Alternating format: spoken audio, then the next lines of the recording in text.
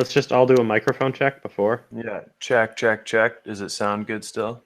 Yeah. Sounds good for him over here. Perfect. Check, check, check. Sound good over there? Yeah, how do Yeah. I sound? Yeah, You you sound sound good. Better than you Right. look. Oh. Oh. Oh, poor guy. Oh. Brotherly love. Come on now. Yeah. All right. All right, muting the microphone.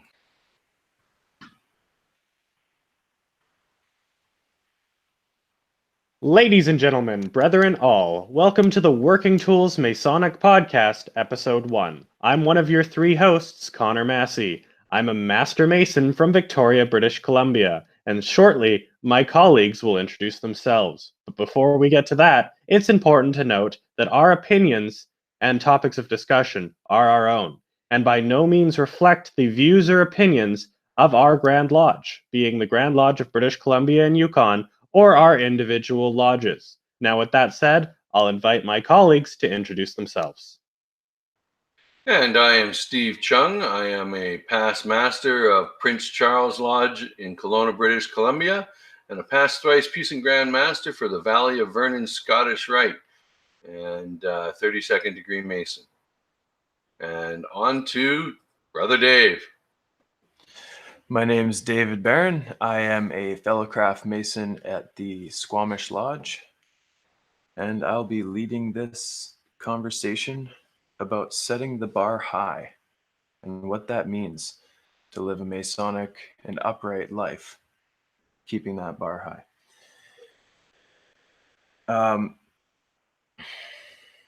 What I've known is that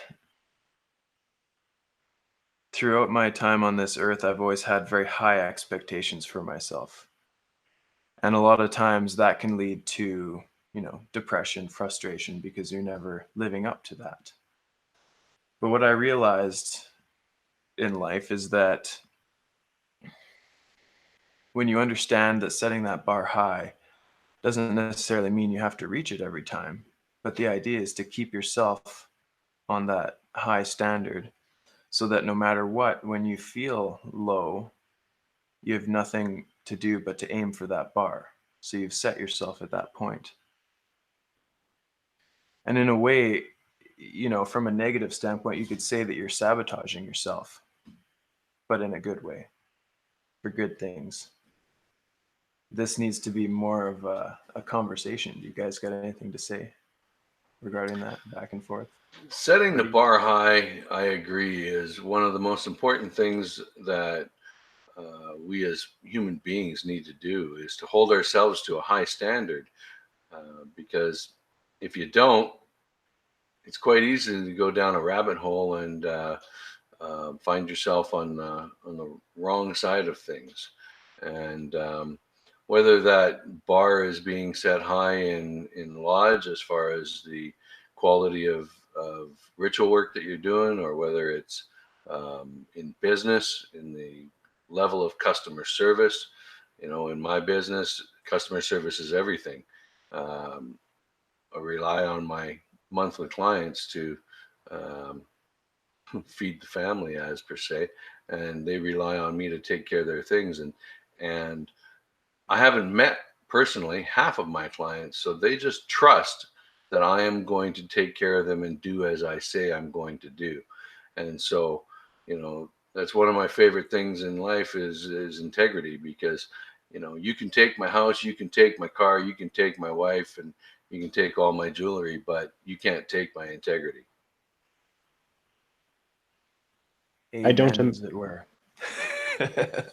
I don't imagine your wife would appreciate you saying that, but Yeah, probably not, but it's happened before. Yep, it's truth. so within my profession, setting the bar high is a standard.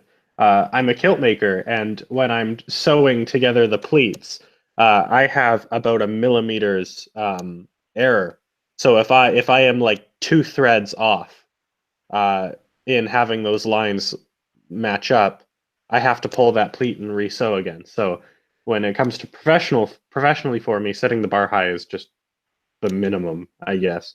When it comes to masonry, um, I'm a member of 2 lodges, and one of those lodges is an emulation lodge, and one of those lodges is an ancient lodge. And the ancient lodge is considered to be one of the best ritual lodges in the jurisdiction. So when my emulation lodge has a practice maybe once a month, That's because it's ancient work. Yeah, I know. Ancient work. Yeah. When my emulation lodge has like a practice maybe once a month, my emulation lodge has a practice maybe once a month. My ancient lodge has a practice maybe once a week.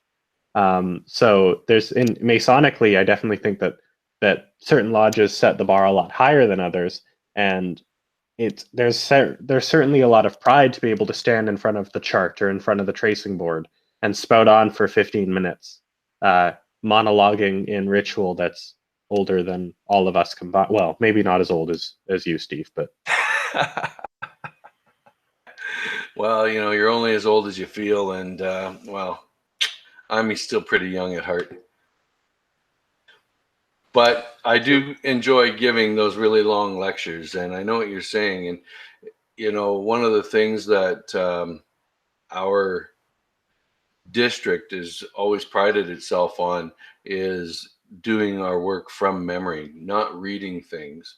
And as of late, I've had the privilege to become the lodge officer's coach in my lodge. And since taking on that role, of course, I've been asked by other brethren to help them fine tune their ritual, because I don't believe in standing up and repeating something that is just verbatim as to what you read.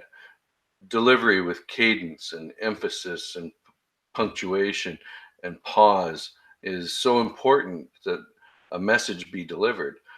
For example, I give the Address to the Brethren lecture in both the Canadian work and the ancient work.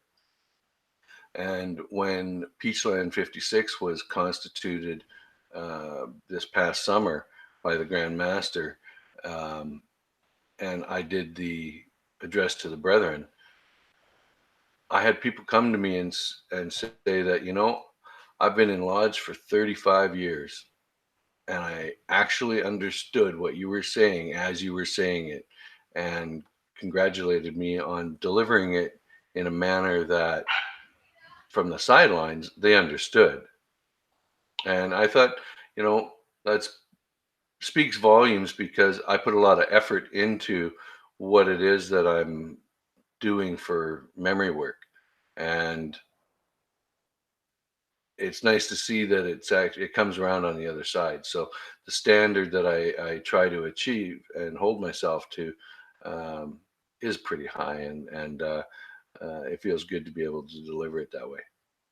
so for those who don't know, the Address to the Brethren that Worshipful Brother Stephen Chung was talking about there is a immensely long, complicated piece of ritual that is delivered at the end of an installation.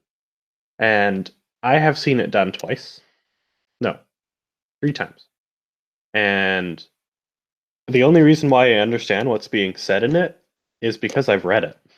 And there, no offense to the brethren who gave the address, they did a wonderful job. But it is sort of that thing where even if you're paying perfect attention, by the time you get to one end, you've forgotten the other end. So yeah, having someone who can not just sit there and recite the memory work as it stands, but put some emphasis and energy into it really makes it a lot easier, in my opinion, for people to understand. Well, most people that do the Canadian version, it's a 12, 13-minute lecture.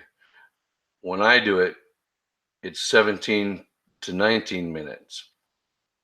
But That's because you're in an ancient lodge. No, that's the Canadian version. The ancient Address to the Brethren is down for me down to a 10-minute lecture, whereas Really? most other guys do the ancient one in 6 to 7 minutes. Wow, I didn't know the ancient address to the brethren was shorter than the Oh, emulation one. so on 20-point font, it's 4 pages. The Canadian version in 20-point font is 9 pages. Interesting. Now, I also think it might be beneficial for our listeners to explain a little bit. In our Grand Lodge, there are 4 acknowledged and accepted types of work. My mother lodge did emulation, which is based off of the Grand Lodge of England. There is also Canadian, which is based off of the Grand Lodge of Canada in the province of Ontario. And then there is Ancient, which is kind of a conglomeration off of Webb American and Scottish ritual, which is my other lodge, and I believe Stephen's lodge. And then there is also one lodge which is special and does Australian work. Now, I'm not sure why, but it exists. It's there. I think some of that can all be attributed to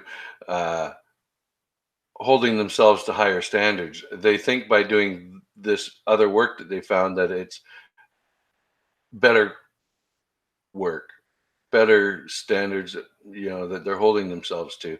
I don't know, but I could never figure out why lodges split and one became an ancient lodge and one became an emulation lodge, other than the fact that something was different. So I asked a couple of guys, and that was the story I got told. But I was talking with the chairman of our Grand Lodge ritual committee the other day, and he said that the reason, not for Canadian and emulation, or Canadian and Australian, but the reason why emulation and ancient ritual is so different is because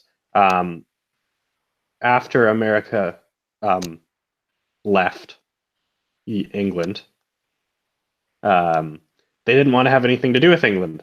So they were like, all right, well, we don't want to use English work. We don't want to follow what Grand Lodge of England is saying. So let's go and see Scotland and see what they're doing. And they took England and they took Scottish work and they started to change it a little bit so that they were completely separate from English work. And that's why they're so different. I don't know how accurate that is, but I trust the brother who told me that. Perfect. And so for keeping the bar high, I have a sort of a different direction than what we've been discussing with it, and it's your perspective on the world and life. So most people live in the lower realm, physical world, allowing physical things to affect you, which affect your thoughts and then your feelings, and then or your thoughts, your emotions, and then your spirit, which lead to a lot of people's depression and whatnot. But to raise that bar from just thinking materially to bringing yourself up to a higher perspective and not living in the world of direct reaction to things, but rather than living in your spirit so that your spirit affects your emotions and you can use your emotions to affect your thoughts and then your thoughts to affect the physical world and the people around you. Taking the perspective of the eagle looking down at a problem. When you're walking along the road and there's, a bunch of people in front of you, there's fights and stuff happening, it's just not a good scene. That's a big deal to deal with when you're right there. But if you're soaring in the clouds and you look down upon that, you're just like, oh, that's just another problem. Let's look for the solution and move on. So keeping that standard high and that bar high with that perspective on high, looking down upon your life rather than looking up at your spirit, seems to help every situation not be such a big deal. And when it's not a big deal, you can find the solution very quickly. And this is a Kabbalistic thing. So the idea is you want to raise your consciousness from Malkuth right down here. I don't know if you can see that. This is the Kabbalistic tree of life, right? So most people live right here in dualism. But to raise ourselves to this consciousness so that we look down upon the world and we are not affected by those mundane things on a day-to-day basis, can also keep our bar raised high, because that means that no matter what, we are unwavering on our moral judgment. And I don't know if you guys had any ideas or anything to say about that, Brother Steve. Well, in it's your kind kind of wisdom. it's kind of like living life by design rather than by chance. You can sit there Yes. and let everything else happen around you, but if you take the time to stand back and look at it from a different perspective, and like you say, looking down on something rather than being in the middle of it, um, I totally get what you're saying there, and I don't like to live life by chance. Too many things get thrown in my way at that point, and you can affect the outcome of things much better if you're thinking ahead, and if that's where you're getting at with your direction that you were going.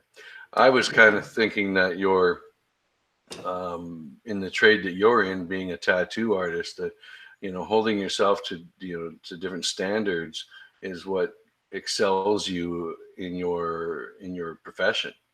Absolutely. Holding myself to the highest standard, and then, like you were talking about before, with your clients having to have faith in you, basically.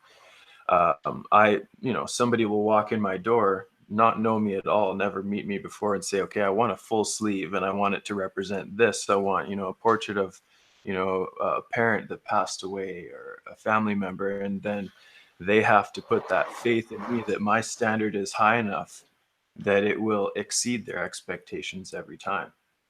And through that, it's taken me many years to elevate my standard to that point and actually have my practice follow my elevated standard, because sometimes that's not always easy to do, as well as you can place the bar high, but actually reaching it is another story. I have to say that the idea of walking into a tattoo parlor and saying, "Oi, mate, can I have a full sleeve, please?" You sound like all the guys from Whistler. That just sounds terribly painful. It's true, though. Well, when I got my shoulder done, that was hours and hours of stick to itness. Let's call it that, right? But yeah, when you hold yourself to the standard, it shows in your work, and it shows in it comes out in every aspect of life that you actually apply it to, and that's something to be said as well. Is we can put those extra efforts in to portray those things and to hold ourselves to higher standards. The real challenge is in doing that in every aspect of your life. And because there's so many things to distract us and command our thoughts away from where they need to be. Yeah. So holding that concentration on that standard is important, because I've noticed myself, you can be living consciously for 2 to 3 days, and then before you know it, a week has gone by and you totally haven't been conscious of what you're actually doing. You've gone to lodge, you've done the things, you've gone to work, you've talked to the people, but you haven't actually been conscious of it. Right, because if you were conscious of it, you would have remembered that you need to coach this guy on his work. You need to let this guy know what's expected of him in this station, and you need to direct the rest of the players that affect your world. And when we're talking about lodge, every office has a different duty and responsibility, and most of the guys haven't been educated properly as to what that is. So you can live life just going along and existing in there, and you do your job, and if they don't do their job as well, that's their problem. But when you're really holding yourself to that standard, you're holding everything around you to that standard. So, and I guess that's probably how I ended up becoming the lodge officer's coach, is because when I went through the chairs to worshipful master, you learn all of the responsibilities and duties in those chairs if you've put your effort in. And so when you're sitting there in a worshipful master's chair and seeing that not everybody has done that, you need to take it upon yourself to help them get there and to raise their level of awareness to that same standard. Yeah. Because some guys say fake it till you make it, and which is great in DMLA because you're young and the same expectations weren't there. But in Lodge, there's guys who've been coming to Lodge for 50 years that know you got those words wrong. That know that you substituted a whole line in there, or that you missed a paragraph in there. And Which, so, go ahead, which is Connor. something that I think is worth discussing. Because as much as it's always good to hold yourself to a high standard and to try to be the best Mason that you can and get all of your ritual word perfect, there is negatives there. I know for a fact that there are some Masons here on Vancouver Island who have said that, hey, I don't want to go to Lodge anymore because there are older, more experienced Masons who make my life miserable. Like, I get one word wrong, and I have 5 people coming up to tell me how disgraceful it was that I got that word wrong. So, yeah, we should hold ourselves to a higher standard, but I also think it's important to not hold others to a higher standard. Well, holding yourself to a higher standard would not allow you to go and ridicule that guy. It would have allowed you to go and compliment the guy on the work that he did correctly. Yeah, Yeah, because it's I know my father, for instance, one of the reasons why he left the graft was he was getting ridiculed. Right. And see Um, where it's affected me to the point of there was a particular worshipful master in our district that read everything. And as he read everything, I started to not go to his lodge because everything was being read, or the majority of guys were doing their work properly from memory, and yet he would read his things. And so that's on the extreme opposite of that. Rather than getting 1 or 2 words wrong, he was reading everything so that it was word perfect. And, the standard is things are committed to memory and done from memory. And so I had a really hard time in going to that lodge where the standard wasn't being even attempted. and I think yeah, that should actually be some. Go ahead. well, what I was going to say about that was that standard being set and holding yourself to the high regard doesn't necessarily mean you hold people around you to it. But what you must do is hold yourself and live that path so that you uplift the people around you and they want to hold themselves higher, right? So, both of your guys' perspective basically illustrate that. Like, if you have a master who is just reading things, that takes the whole inner part of it out, right? So you then begin to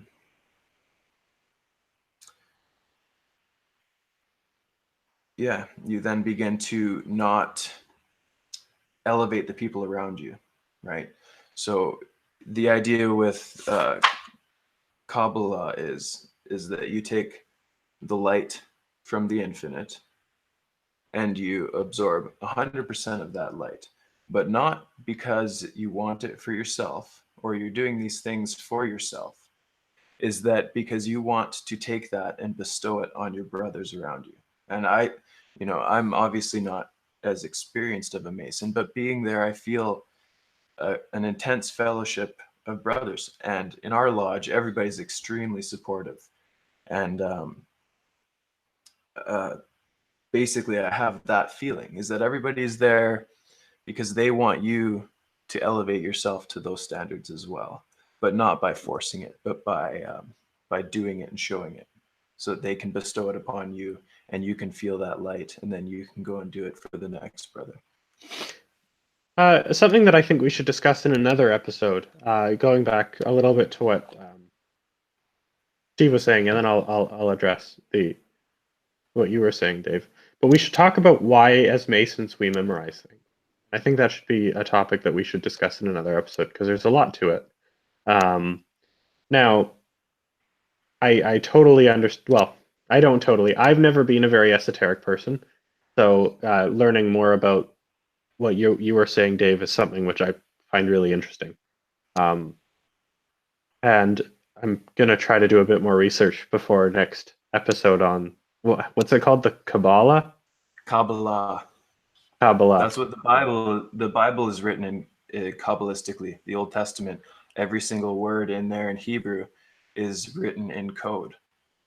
Yeah, I think that's a great topic for our next thing is memory work, why we commit it to memory and why we do the particular works that we do. I think that'll be a very interesting one. But that being said, I know our time is running short and we need to wrap this up. Was there anything that any of you wanted to get in on this topic before we wrap that up? I think it's just important for all of our listeners and viewers to really think about where their bar is set. And it's also really important that if you are going to hold yourself to a higher standard, do it to a point that it doesn't detriment yourself. Because as Dave was saying at the beginning of this episode, if you set yourself too high and you fail to meet that level, it can be quite hurtful for your mental health. But also, if you are going to set yourself to a super high standard, don't expect everyone else to be there. If you can memorize every single lecture word perfectly in 2 hours, don't expect the brother sitting next to you to do the same. Exactly, right. And that was one of the things, as I was telling you that story about the worshipful master that read everything. That was the reason I didn't go. During that time that I wasn't there, I was contemplating why I wasn't there because it was having me miss things that I would not normally miss. I believe in going and supporting the raising of a master mason and so on. And when I was sitting there and I was trying to hold somebody else to the standard that I had set for myself, and which wasn't realistic, because not everybody can memorize. And then again, not everybody can deliver with cadence and whatnot as well. So I agree. So, with that said, I think unless anyone has any other final closing remarks. nope, just check out our soon-to-come website and our Facebook page, and let's start getting some followers on this podcast. Yes, Yeah, we've had absolutely. a whopping 0 viewers today. That's the most we've ever had. That's amazing. Well, now once we get this one out there and get it live and able for others, or put it out there so that others are able to see it, then and then as we get better at it ourselves, of course, then maybe people will want to listen and follow. And in TV, this is what they call the pilot. A pilot. There you go. And hey, Steve, remember, when all else fails, push the button. Right, the little white button. Yeah, the little white button. Anyway, ladies and gentlemen, brother and all, I hope you've enjoyed this, our pilot episode of the Working Tools podcast, and we shall see you next time. Have a good day, everyone. Take care. Take care.